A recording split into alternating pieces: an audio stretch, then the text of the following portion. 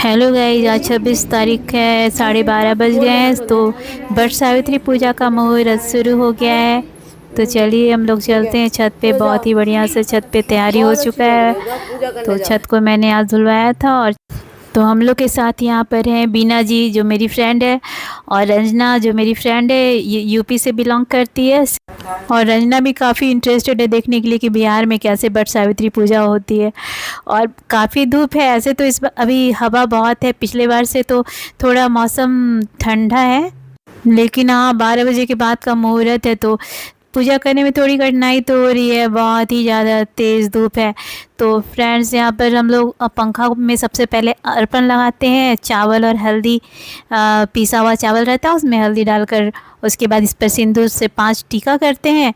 तो मैं और बीना जी बड़ के पत्ते पर फल चढ़ाते हैं। 5 जगह पत्ते लगाते हैं, उसमें फल चढ़ाते हैं। और जो पंखा होता है ना, उसे हम लोग गमला में या तो सटा के रख देते हैं या फिर उसमें और गमले में ही गाड़ देते हैं।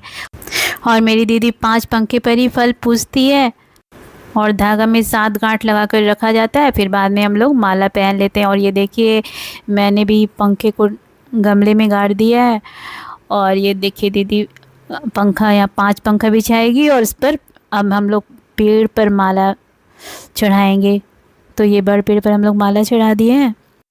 अब हम लोग यहाँ 5 तरह के समूचा फल चढ़ाएंगे, साथ साथ कटा हुआ फल चढ़ाएंगे, अक्षत चढ़ाएंगे, दिया जलाएंगे, अगरबत्ती जलाएंगे।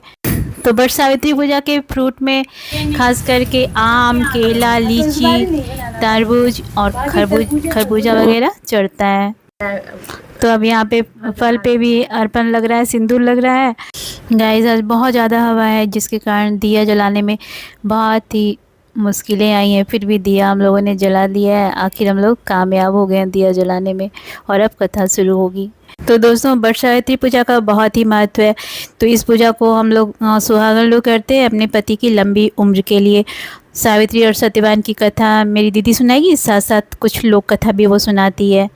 एक राजा थे, उनके जो है 7 बेटे थे। तो शादी जब हुई तो फिर जब बारात लेके गए दूसरे गांव में, और वहां से जब लौटे तो रास्ते में इनके गांव से जाने आने लेके आते थे ना, जैसे पहले तो डोली पे आती थी, क्या कटोरा था, जैसे पूरा लोग दोनों। तो गाइस, कथा हो गई समाप्त और हम लोग लेंगे फेरे। तो हम लोग यहाँ पे 7 फेरे ले रहे हैं क्योंकि बहुत धूप है। तो 21, 101, 51, 11, 5 जितने फेरे जिसको जितना मन है वो लेते हैं। पर बहुत ज़्यादा धूप के कारण हम लोगों ने 7 फेरे लिए हैं। साथ साथ कच्चे धागे को हम लोग पेड़ में बांधते हैं। तो आजकल हम लोग पेड़ पे तो जाना छोड़ दिए हैं क्योंकि बहुत ज़्यादा भीड़ रहती है। तो एक साल हम लोग आए थे तो किसी का तौलिया जल रहा है, तो किसी का जल गिर गया है। तो मेरा पंखा तो इधर से इस तरफ मैंने पूजा करी थी, उस तरफ चला गया पेड़ के। मतलब कि इतनी भीड़ होती है कि पूजा करना मुश्किल होता है।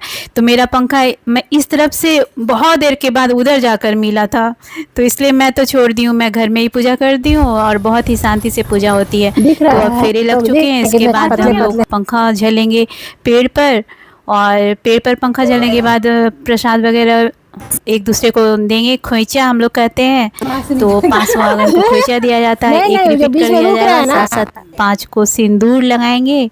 और इसके बाद फिर घर जाकर हम लोग अपने पति के इसी जल से पैर धोते हैं और साथ साथ फल खिलाकर फिर पंखा झलते हैं। तो देखिए, हम लोग तीनों जने मिलकर पंखा झल रहे हैं। और इसके बाद फिर पेड़ के गले भी मिलेंगे हम लोग, जैसे करते हैं ना वैसे। और कुछ लोग पेड़ पर काजल भी लगाते हैं।